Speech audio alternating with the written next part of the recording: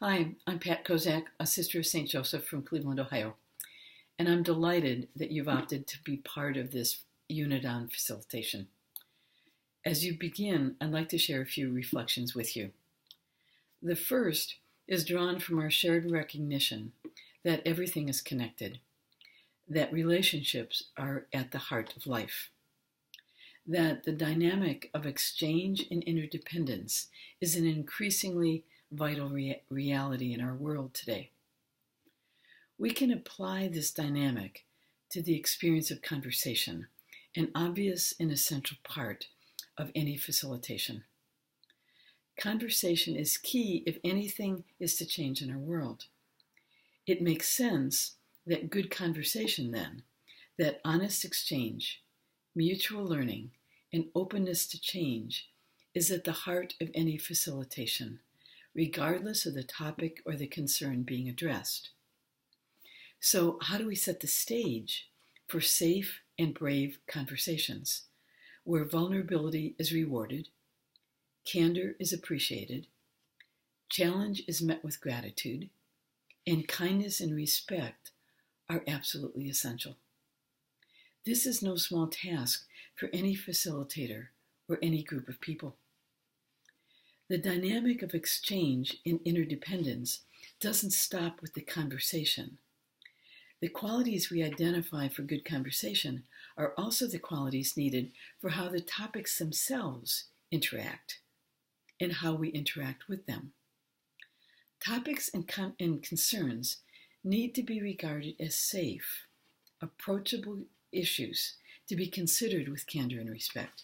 They need to be accepted as possessing their own vulnerability, that is, being incomplete, imperfect ideas, awaiting the wisdom that may emerge in the course of open conversation and contemplative learning. If this sounds like facilitation is a bit of a spiritual process, you may be onto something. I think it is. Which brings me to my second point. I hope that in many ways, you experience this resource to be more about you than about facilitation. In his book, Getting to Yes with Yourself, the author, William Ury, shares that through his years of experience as negotiator and facilitator in some of the world's most challenging and history-changing situations, the biggest obstacle he consistently had to face was himself.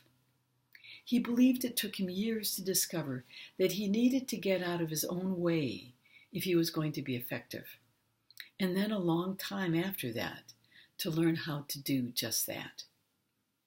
Bill Ury shares this with a simplicity that borders on humility and an ease that some circles might describe as vulnerability.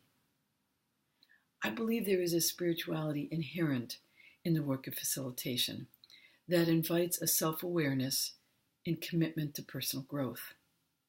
So besides offering professional skills, I hope you find this resource to be personally challenging, raising questions about your own assumptions and biases, clarifying the source of your own confidence and self-worth, getting out of your own way in order to make way for what is genuinely happening in the group. Perhaps a final point. To whatever degree you can, let everything in this resource talk to each other. Remember, everything is connected and has an impact on each other, even if we're not conscious of it. So talk to others in your cohort. Share with members of your leadership team. What are you thinking and feeling? And why did you respond as you just did? What about them? How and why did they respond? Carry on the conversation in journaling and in your prayer. Sit quietly with it all. Take time to let the topics and articles talk with each other. Don't simply read them as discrete information, discrete and isolated. Why does one approach in one perspective appeal more than another to you? What are you discovering? And then why is that important? Trust that one answer is not necessarily better than another. There is room for so much more diversity than we usually allow. Help people be comfortable with that, even as you become more comfortable and unthreatened by it.